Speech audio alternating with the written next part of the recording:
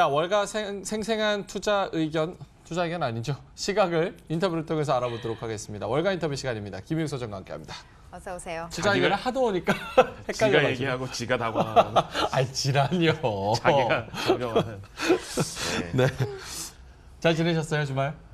첫 번째 인터뷰 보죠. 아, 바로 볼까요? 얼굴 빨개져가지고. 아니, 근황 얘기를 좀 해야 될 것 같아서. 근데 우리 근데 저희 개편을 하니까 네네. 굉장히 분위기가 되게 색다른 것 같아요. 이제 참고로 좀 말씀드리면 저희 그 글로벌 투자 종목인 라이징 스타가 이제 네. 미국 개장하는 밤 10시 반으로 옮겨가고 우리는 이제 이 글로벌 랩 시간에 집중적으로 해외 시황 그리고 해외 전문가들의 국내 증시에 대한 어떤 눈높이 그리고 오늘 우리나라 이제 개장 준비하는 데 있어서 특히 해외 쪽의 영향은 어떨지 이걸 집중적으로 보기로 했죠. 그래서 우리 라이징 스타 종목은 밤 10시 반으로 옮겨서 미국 개장과 함께 인사드리고 저 개인적으로는 거의 한 10년 만에 미국 개장 방송에 자발적으로 투입이 됐습니다. 두 탕. 네, 두탕.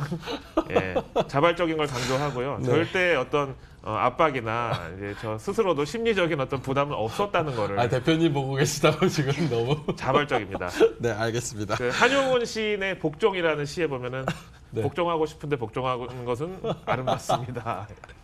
네. 아주 적절한 인용이었습니다. 힘드신 자, 날 연락 주세요. 예. 네. 우리 또 여의도에 이렇게 또 대기하고 있을게요. 자매님들이 포진해 있다는 게 좀 예, 안심이 알겠습니다. 됩니다. 자, 첫 번째 인터뷰로 오늘 바로 넘어가 보도록 하겠습니다. 네. 샌들러 오닐 앤 파트너스 제프리 하트입니다. 실적 우려, JP 모건 한 방에 아웃됐다. 웰스파고 역시 금리 덕 실적 호조. 금리 인상 멈춘 2분기가 진짜 도전이다.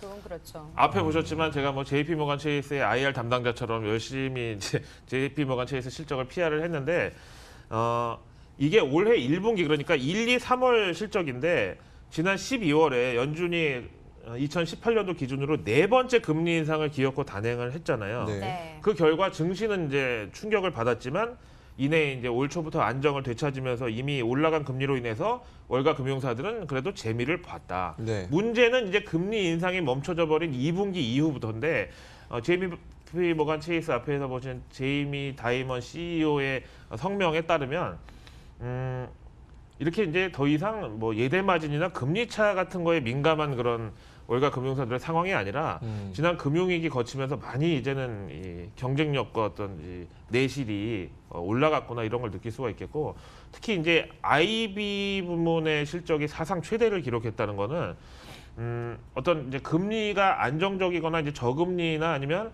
연준의 어떤 친시장적인 스탠스가 받쳐주는 환경에서는 기업들 간의 투자 특히 이제 투자은행의 어떤 이제 이런 활동도 금리 차가 뭐 올라갈 거라는 기대를 충족시켜주고 상쇄시켜주고도 남을 만한 효과가 있었더라. 역시 어닝 시즌을 보니까 그동안 엄살이었다. 인하를 일부러 하기 위한, 인하로 끌고 가기 위한 엄살이었다. 이런 생각이 들더라고요. 그래서 이제 인하를 주장하다가 동결까지는 이제 먹었으니까 네. 됐고 이제 자꾸 이제 트럼프식 이런 딜에 사람들이 익숙해지는 게 진짜. 원하는 게 하나면 일단 두 개를 질러요. 그러니까요. 그래서 그건 안 된다. 네. 그럼 하나라도 해. 그래서 인심 쓰는 척하면서 하나를 얻어내는. 앞에 보셨지만 연준 임원 지명자 2명도 허먼 케인하고 지금 스티븐 무어 중에 한 명은 낙마를 하게 됐는데 네. 트럼프의 심정은 한 명이라도 꽂자라고 했을 수도 있어요. 그 사람은 그러니까요. 비록 서운하지만. 그리고 이제 지금 요즘에 이제 워낙에 뭐 인권과 이런 게 발달을 해가지고 뭐 이 방송에서 멘트도 조심스러운데 당연히 공화당 내에 흑인 연준 지명자를 공화당 상원에서 인준하기 쉽지 않습니다. 미국은 공공연하게 인종차별이 아직까지 존재를 당연히 하고 그럼요, 있고요. 그럼요. 이제는 오바마 대통령 때는 이거를 무조건 나쁜 것으로 규정했지만 이제는 어떤 사람 사는 데 있어서 그거는 뭐 어쩔 수 없는 걸로 이제 이렇게까지 이제 뭐 서로 인정하자. 얼굴 색깔이 다른데 어떻게 그러면? 공화당원이세요? 아니요, 저 공화당 건 아니고 예. 민주당원인데. 그게 민주당 그들의 생각이라는 거죠, 현실적으로. 그건 받아들여야 네. 됩니다. 그거를 우리가 외면하고서는 절대로 현지 미국의 그리고 월가의 워싱턴의 그런 의도와 해설을 파악할 수가 없어요. 없죠. 네. 알겠습니다. 자, 다음 거로 피디님이 됐다고. 피디님이 바로 그만 좀 하라고. 넘어가라고. 자, 또 읽을게요. 네, 두 번째 이야기 보겠습니다. U.S.뱅크의 제프 크라바츠의 이야기 한번 보죠. 두 겹의 순풍에 미증시 전업종의 강세를 보였다. 자, 중국의 이 무역 지표와 실적 역시 굿 스타트였죠. 두 가지 모두 다 좋았다. 뭐 이런 얘기인데 투심 그 어느 때보다도 자신 만만했는데 물음표를 해주셨어요. 이제 이렇게 워렌 버핏의 격언에 따르면 월스트리트가 피로 물들었을 때 주식을 사고 모든 사람들이 이 유포리아를 뭐라 그러죠? 막 도취? 막 이렇게 이제 너무 완전히 시장이 도취돼 있을 때, 취해 있을 때 주식을 팔아라 이렇게 얘기하잖아요. 그러니까 투심이 그 어느 때보다도 자신만만하다는 거는 이제 우리 이 머니투데이 방송 시청자분들 그리고 글로벌 랩의 어떤 회원분들 같이 이 선수들은 네. 이제 슬슬 발을 뺄 때가 되지 않았나라는 생각을 해야 된다는 거고 뭐 진짜 화장실에 가서 휴지도 아니고 두 겹의 순풍이라는데 그게 바로 중국의 무역 지표. 중국 3월 수출 데이터가 월간 14.2% 급등한 동시에 5개월 내 최고치를 찍었어요. 네. 그러니까 이제 유가가 지난주에 주중 많이 올랐음에도 불구하고 또 추가 상승을 했고요. 그다음에 중국의 1분기 무역량 발표를 했는데 이게 전년 동기 대비해서 3.7% 증가한 거죠. 그러니까 그렇게 모르겠어요. 연준이 갑자기 이제 비둘기파적으로 돌아서면서 이랬는지 아니면 미중 무역 분쟁이 이제 수습 국면에 다다라서 그랬는지 어쨌든 중국 역시도 지난 연말이 가장 어두웠고 그 진짜 어둠이 짙었을수록 새벽이 가까이 왔다는 생각을 한 사람들은 올해 연초부터 지금 상해 지수 거의 한 20% 오르지 않았어요? 예, 그 정도 올랐죠.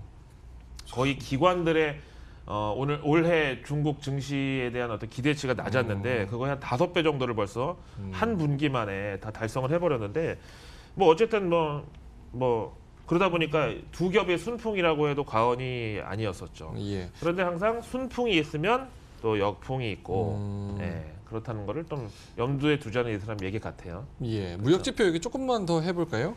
자, 중국 국가세관총서 대변인 리쿠이 원입니다. 1분기 수출 6.7%, 수입은 0.3% 증가, 글로벌 경제 불확실성에도 연착륙, 중국 전 세계 금융시장의 긍정적 시그널이다. 유로뱅커 근데 중국의 1분기 수출 6.7% 늘어났는데 수입은 0.3% 증가에 그쳤다. 솔직히 이 수치만 봐서는 미중 무역 분쟁이 솔직히 실체가 있었냐는 생각이 드는데 그런 어때요? 생각이 들죠. 그렇죠. 아니 그렇게 미국이 관세를 협박하고 뭐 이런 이제 상황인데 근데 또 그 와중에 수출은 또 많이 했어요. 뭐 그러네요. 이게 일부러 억지로 그랬는지 모르겠지만 그다음에 수입은 또 0.3% 증가했으면 미국이 중국한테 바라는 거와 정반대 방향 아닌가요? 수출 그러게요. 줄이고 수입 늘리라는 건데 그러네요. 어떻게 생각하세요? 생각하지 않는다는 걸로 있는 그대로 수치는 수치일 뿐 네. 생각은 필요 없다는 걸로. 예.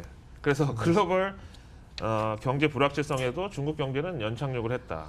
근데 지금 여러 가지 증시를 짓눌러던 악재들이 있었잖아요. 미중 무역 협상, 브렉시트, 뭐 어닝 시즌이 안 좋을 것이다, 세계 경제 둔화, 금리 인상 여러 가지가 있었는데 지금 악재를 하나하나 생각해 보면 어느 정도 다 해결이 된 부분이 있어요. 브렉시트도 6개월 밀렸죠. 네. 미중 무역 협상도 거의 뭐 파이널 스테이지에 다다랐다고 하죠. 어닝 시즌 좋았죠. 금리 인상 이제 뭐 인하 쪽으로 뭐 얘기를 하죠. 어떻게 뭐 증시가 계속 오르지 않는다는 또 생각을 할 수가 없을 것 같은데. 근데 이제 시장에 더 이상 호재는 사실 없는 걸로 네. 봐야 되겠고 오늘 저녁에 당장 미중 무역 협상이 마침내 타결됐습니다. 이제 양국 정상이 마랄라고 리조트에서 4월 말에 정상회담을 갖고 그 자리에서 서명만 하면 끝납니다라고 해도 오히려 그 날은 이제 다 팔아야 된다. 소문에 사서 사서 뉴스에 던지는 뉴스에 걸로 파는. 이제 참아야 되는데 네. 어쨌든 중국을 비롯해서 전 세계 금융시장에 긍정적 시그널을 줬다는 건 사실 그렇죠. 중국의 수출입 데이터 그리고 무역 데이터가 중국은 당연한데 으로부터 전 세계 금융시장에 긍정적 시그널을 줬다는 것은 중국이 갖고 있는 어떤 글로벌 경기의 어떤 위상, 대표성, 네. 탄광 속 카나리아, 리트머스 시험지, 예. 임신 테스트기, 약간 이런 기능이 예. 두 줄 한 줄 이런 기능이 있다는 걸로. 오늘 되게 엄청 되게 활발하세요. 에너지가 넘치시네요. 개편에서 좋아요. 네, 좋아서 그렇고. 네. 에너지가 넘치시네요. 어쨌든 이런 중국을 예. 미국도 쉽게 죽일 수는 없다는 게 아, 확실하죠. 예. 그렇죠? 네. 그렇죠. 트럼프 대통령의 트위터 이야기 하다 보면서 또 이 시간 또 마무리해야 되겠네요. 자, 함께 보시죠. 연준이 제대로 일했다면 자, 점점점이네요. 현실은 아니라는 의미죠. 그렇죠. 네, 증시 다우지수가 5천에서 10,000포인트 그리고 GDP는 4%를 달성할 것이다? 이런 건가요?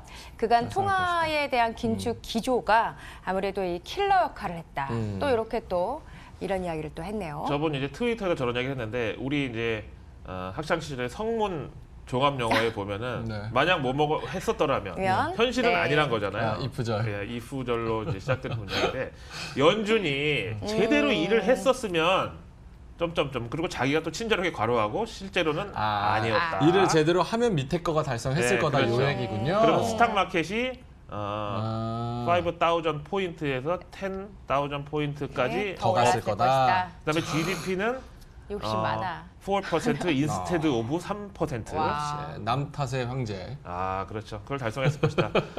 그다음에 그간 통화 긴축 기조 작년에 네. 이제 4번 금리 인상 얘기하는 네네. 거예요. 그게 킬러 역할을 했다는 건데 참 앞에서도 보셨지만 네. 그 불법 이민자들 막지 말아야 된다는 그 낸시 그러니까. 펠로시 하원 의장한테 그럼 니네 지역구에다가 타운을 만들어줄게. 그렇게 사랑스러우면 같이 살아봐.